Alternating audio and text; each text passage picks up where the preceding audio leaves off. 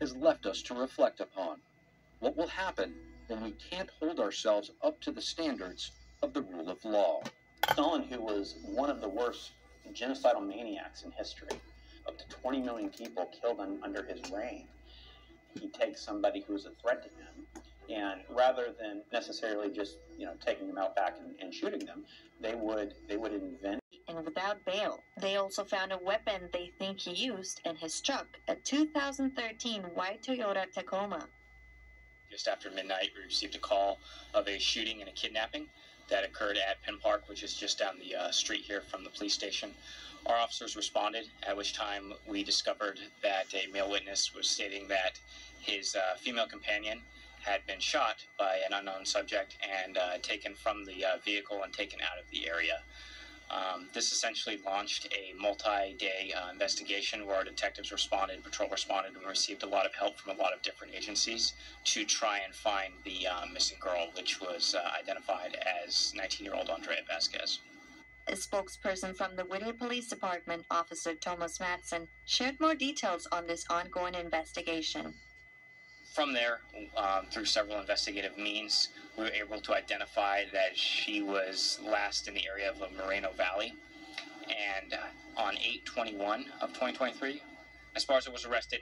He was taken here to our Whittier Police Department jail, where he was charged with homicide and kidnapping. Information can be broken. Date because one of Trump's co-defendants did file to have a speedy trial here. Trump's lawyers filed saying they oppose this, and they say that they want to separate Trump from any such requests in the future. Trump also made a shakeup with his lawyer team today, replacing his lead attorney with an attorney here in Atlanta. All right, so tell us more about Trump's surrender. What else are you expecting to see? So the former president says he'll be here around 7:30 p.m. We expect it to be rather quick in and out, just like all of the other co-defendants, because Trump does have that consent bond agreement already in place. His cash bail is set at $200,000. This is the first time the former president will have to make a cash bail payment in any of these indictments. As for mugshots and fingerprints, the sheriff has continuously said that Trump will be treated just like any other co-defendant. However, we will have to wait and see how this plays out with regards to the process inside the jailhouse, because Trump is different than other co-defendants. He does have Secret Service protection. So we're just here standing by waiting for 7:30 when Trump says he will arrive here at the jail. Steph? Thanks for that update, Melina. We'll have live coverage of former President Trump surrendering at the Fulton County Jail in Georgia. That's on NTD's Capitol Report with Steve Lance right after our show tonight at 7 p.m. Statutes that were passed, and you go, right now they're thinking about using this against our enemies overseas. We certainly do need to protect our citizens when called upon. There's no doubt about that. But what's to stop this from being used against Americans? And the answer, we know now. The answer is nothing. The answer is, we just have to trust our federal law enforcement. They've proven themselves unworthy of trust.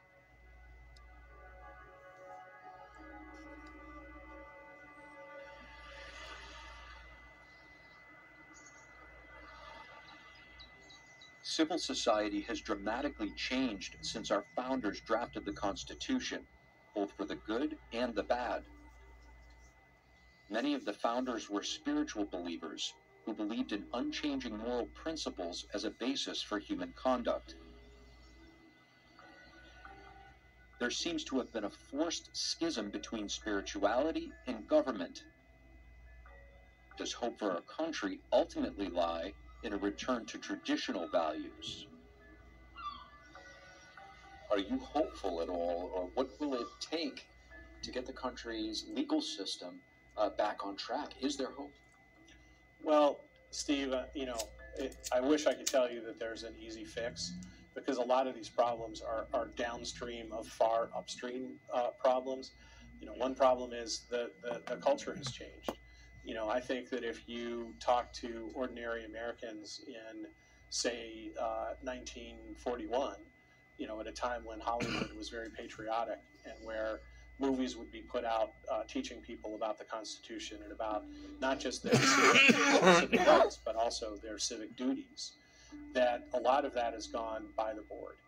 And we've also seen a change in the media, where we see, social media rising and people constantly yelling at each other, and, a debasement of the level of analysis and level of reflection. There was a time in America when both parties were patriotic, both parties were anti-communist.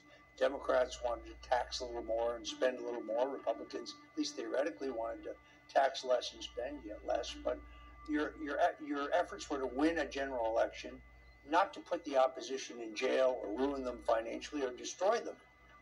I was formerly a registered Democrat. So our family, my entire family, I had 9 brothers and sisters, and of course my mother and father, we consider ourselves Kennedy Democrats. So JFK, RFK, Martin Luther King. When I was a kid, and I was a young man, we looked at Republicans as the party of the elites, party of wealth, right? The party of the haves, right? When we were looking at ourselves as the party of the workers and the have-nots. But I think Kennedy saw what happened, or what was happening to the Democratic Party.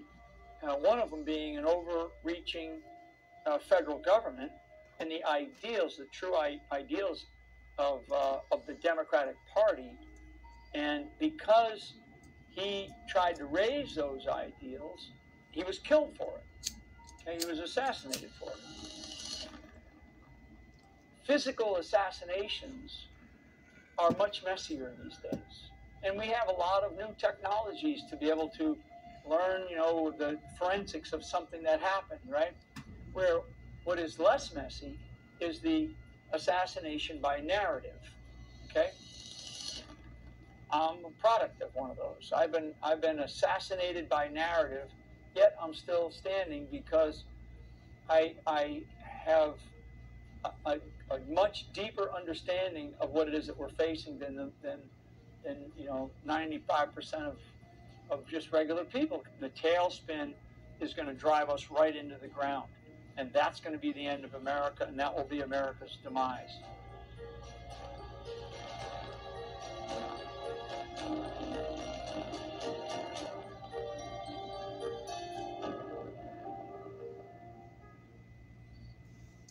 The 40th President of the United States, Ronald Reagan, once quipped, "The 9 most terrifying words in the English language are, I'm from the government, and I'm here to help." Well, as the government grows and becomes more and more omnipresent, it is equally important that our agencies remain neutral and fair-minded, which seems a tall order in a nation as divided as we appear to be. We need other people that are lifelong blue dog, dyed-in-the-wool, Union Democrats that love this country, that love America, and they might, differ from us on a few policy positions here and there. They love this country and what it stands for, and they abhor the idea of political prosecutions. We need those people to stand with us. And we can have plenty of differences down the road after we fight this giant, this biggest threat that America has confronted in 2.5 centuries. We can go back to our more petty disagreements after that. But right now, all freedom-loving Americans must stand together. Otherwise, in the words of Benjamin Franklin, we shall surely hang separately.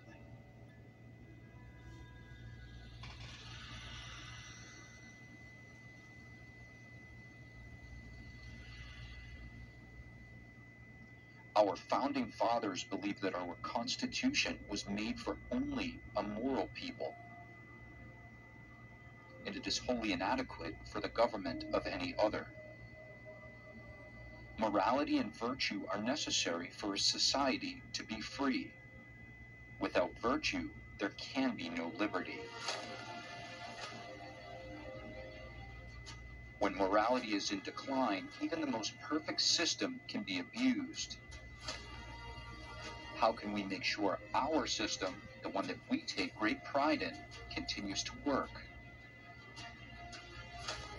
As we look at the state of our nation and way of life today, it's clear that something has to change. Perhaps what we need is a return to the moral values and principles upon which it was founded. This means moving away from corruption and returning to traditional values that have served us well throughout our history. Only by embracing these values can we hope to move forward and secure the future of our great nation. Ukraine, and more. And despite his absence, Trump was in the spotlight last night. His interview with Tucker Carlson has reached 200 million views online. He spoke about the multiple indictments against him, President Biden, and his policies. An expert on Russian affairs says more proof is needed before the public can be sure that Russian mercenary leader Yevgeny Prigozhin was killed in a plane crash. We need to wait until it's absolutely 100% certain that this was Yevgeny Prigozhin on board before assuming that he is actually dead, because another feature of dealing with Russia that analysts of Russia get used to very quickly is that so often nothing is what it seems on the surface, and what the Russian state says is often very different from what's happened in real life. Keir Giles is a senior consulting fellow with the Russia and Eurasia program at Chatham House. Giles said the lack of any official declaration could mean Prigozhin faked his own death. He speculates it could have happened because Prigozhin was a marked man after a failed mutiny in June. Giles added it remained to be seen what would happen to the rest of Prigozhin's Wagner mercenary group and its surviving senior leadership, and whether they would be absorbed into the Russian armed forces.